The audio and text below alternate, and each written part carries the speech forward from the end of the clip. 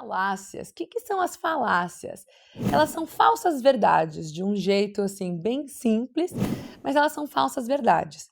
As falácias, elas eram muito utilizadas pelos sofistas lá na Grécia Antiga, e elas funcionam porque é como se elas estivessem fazendo uma pegadinha com o teu cérebro, porque elas são lógicas, mas elas não têm nada de racional.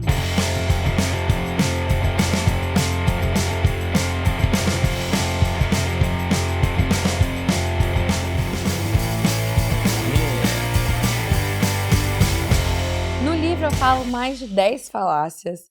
Aqui eu vou comentar algumas para vocês, que são as falácias que a gente mais vê hoje em dia. Uma das falácias que eu vejo por aí, seja em discurso ou debate político, seja quando tem aquelas brigas da internet, que fica um influenciador falando do outro, né? Ou seja, às vezes até discussão no grupo do WhatsApp da família, é a falácia do ad hominem. O que é o ad hominem? Ela pode ser chamada também, se a gente quiser um nome mais simples, como falácia do ataque pessoal. É quando, ao invés de falar sobre o assunto em questão que está sendo proposto e debatido, eu ataco o ethos, lembra que a gente falou logo no comecinho do vídeo? O caráter do meu orador.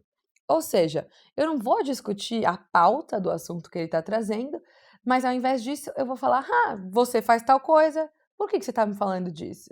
E aí eu fujo do assunto completamente. E ao fazer isso, a pessoa se emaranha, né, nessa acusação completamente sofista e descabida, e aí a gente esquece do assunto principal. Então, eu vou dar um exemplo. A gente está aqui conversando, que é um exemplo que eu trago até no livro. E sabe quando surgem aqueles assuntos assim, ai, porque o açúcar faz mal à saúde, o ovo faz mal à saúde, comer carne faz mal à saúde, sei lá, alguém assistiu aquele documentário, quer te convencer que você tem que parar de comer carne, você tem que parar disso, tem que parar daquilo. E alguém vira e fala assim, você sabia que comer açúcar faz mal à saúde? Ao invés de eu virar pra pessoa e falar assim, com base em quais dados? Me conta mais sobre isso. Como que é a ação do açúcar no sistema, no metabolismo? Ele gera endorfina? Em vez de eu ir para a prova lógica ou para a razão, eu viro para a pessoa e falo: Ué, mas você bebe. Álcool é muito pior que açúcar. Tá, mas ninguém falou do efeito do açúcar, se faz bem ou mal. Então eu vou lá, ataco o caráter do meu orador para deslegitimar o argumento que ele traz. Esse é conhecido como um ad hominem clássico. Aí eu tenho duas variações desse ad hominem. Uma é a circunstancial e a outra é a tu quoque. A circunstancial, eu não vou atacar o ethos diretamente dessa pessoa, mas eu vou insinuar que ela defende essa posição ou que ela tem essa postura porque ela tem uma agenda escondida. Ela tem algo ali que ela quer preservar e defender e por isso ela defende essa decisão. Então, ela vira para mim e fala assim: "Você sabia que açúcar faz mal à saúde?" Aí eu falo: "Ah, você só diz isso porque teu pai é dono de uma fábrica de aspartame, né? Para você é muito mais interessante que as pessoas consumam adoçante e não açúcar, por isso que você defende essa posição." Esse é o ad hominem circunstancial. É quando eu tenho uma circunstância que privilegia que a pessoa fuja do assunto para, enfim, atacar alguma agenda que não é tão explícita assim no contexto da comunicação. E o terceiro, que é conhecido como tuquó, que também é falácia da hipocrisia, é quando você literalmente acusa a pessoa de fazer o que ela está sendo contra. Então, eu não vou dizer, mas o álcool também faz mal à saúde e você bebe cerveja. Eu não vou dizer, você fala isso porque tua família tem uma fábrica de aspartame, mas eu vou falar, ué, faz mal, mas você acabou de comer aí esse bolo de banana. Bolo de banana tem açúcar, você sabia disso, né? Ou seja, quando alguém vem falar pra você assim, mas testes, sei lá, vegetarianismo, a pessoa vem defender uma coisa pra você e você fala, ué, mas essa blusa que você está utilizando é lã de carneiro. Então você não vai engajar para falar se cientificamente ser vegetariano, comprovadamente, traz algum benefício para sua saúde. Não. Você vira e fala, ué, mas essa blusa que você está usando é lã de carneiro. Então você é seletivo, você não come carne, mas você explora os animais para fazer a lã de carneiro. Isso é um exemplo de uma falácia de homem. E por que quando eu trago isso no livro, muita gente fala assim, nossa, isso é uma falácia? Tecnicamente, sim, porque você não está trazendo prova lógica, você está atacando o caráter do orador. Mas a gente faz isso o tempo todo. A gente faz isso com os outros fazem isso com a gente. Agora, quando você tiver numa discussão e você perceber que a pessoa com quem está debatendo vai para esse lado, é muito importante você trazer para a prova lógica. Legal, entendi. Você quer questionar o meu caráter, mas a gente está aqui para falar disso. E retomar a conversa. Um outro ataque que acontece muito quando as pessoas, enfim, elas não dominam o assunto. Porque vamos falar a verdade, O que as pessoas sabem sobre a ciência ou provas lógicas? Nem todo mundo tem todos os dados e os números na cabeça o tempo todo. E aí a gente, por se colocar numa postura reativa no debate, não querer aprender, não se colocar numa posição de vulnerabilidade da troca, o que a gente prefere fazer? Atacar o outro. E aí a gente não se permite aprender. E a gente não se permite dialogar.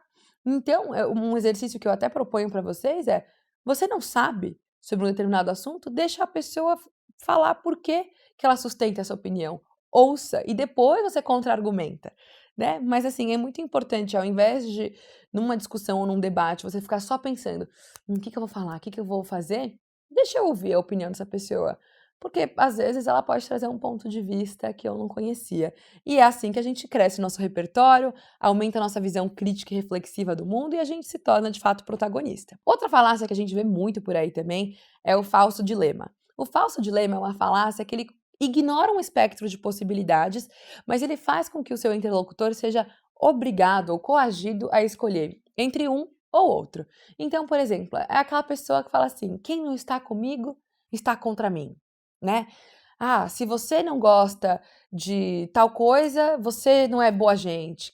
Então eu vou excluindo grupos ao colocar um dilema que ele é falso. Assim, ó, você tem que escolher, ou eu ou os seus amigos. Ué, por que eu tenho que escolher entre meu namorado e os meus amigos? Eu não posso ter os dois? Eu não posso sair com os meus amigos e depois sair com o meu namorado? E por que eu tenho que escolher entre um ou outro? Ou sua carreira ou sua família? Não, isso não é um dilema. Eu tenho um espectro de possibilidades aqui. E geralmente as pessoas que constroem as escolhas como falsos dilemas, elas querem coagir a pessoa a tomar uma decisão e parece racional, mas depois você fala: puxa, eu não precisava escolher entre um e o outro, eu tinha esse espectro de possibilidades. Não é que assim, se eu não tô com você, eu tô contra você, eu não tô com ninguém, eu não quero entrar nessa briga. Legítimo também. Então tome cuidado com as pessoas que usam muitos falsos dilemas, porque elas usam isso como técnica para te influenciar e você tomar uma decisão que às vezes não era uma escolha de entre isto ou aquilo, e sim isto e aquilo também, tá? Outra falácia também que eu acho importante trazer é a falácia do volume, né? Que em latim é conhecida como ad populum, que é 9 a cada 10 dentistas recomendam essa pasta de dente aqui. A maioria dos advogados diz que é preciso revisar a Constituição. Eu me apoio no volume para justificar que uma determinada decisão faz sentido, que ela é, enfim, que ela é racional, que ela é uma boa decisão e eu me apoio no volume. Ao invés de usar o volume, eu posso usar também o ethos de uma pessoa, que é uma referência. E essa é a falácia da autoridade, também no latim conhecida como ad verecundiam, ou seja, ao invés de falar, por exemplo, 9 a cada 10 médicos recomendam esse medicamento, eu vou usar o nome de um médico famoso e reconhecido para dizer que este médico famoso e reconhecido apoia este determinado produto. Então, eu não vou no volume. É como se eu fosse mais ou menos assim: de todos os padres da igreja, 9 a cada 10 dizem que você precisa ler a Bíblia todo mês. Eu dissesse: o Papa diz que você precisa ler a Bíblia todo mês. Entende a jogada? Eu não estou falando do volume, eu estou falando da autoridade máxima. Então, esses são argumentos que a publicidade utiliza, que a gente muitas vezes utiliza para convencer as pessoas de uma coisa ou da outra. Mas eu posso usar a falácia, mas falácia não é uma coisa ruim, não é do mal, não é perigoso. O que eu diria para você é: esqueça essa visão bom e mal, certo ou errado. As falácias, elas só são sustentadas muito mais pelo ethos e pelo pathos.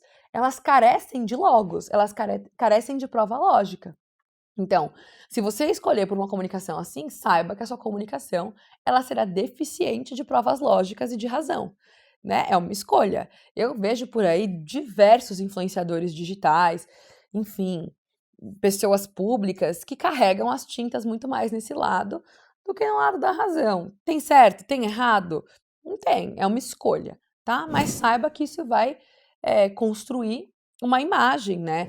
Para sua forma de comunicar, ela expressa muito dos teus valores e do teu pensamento. Então, seja consciente dessa tomada de decisão.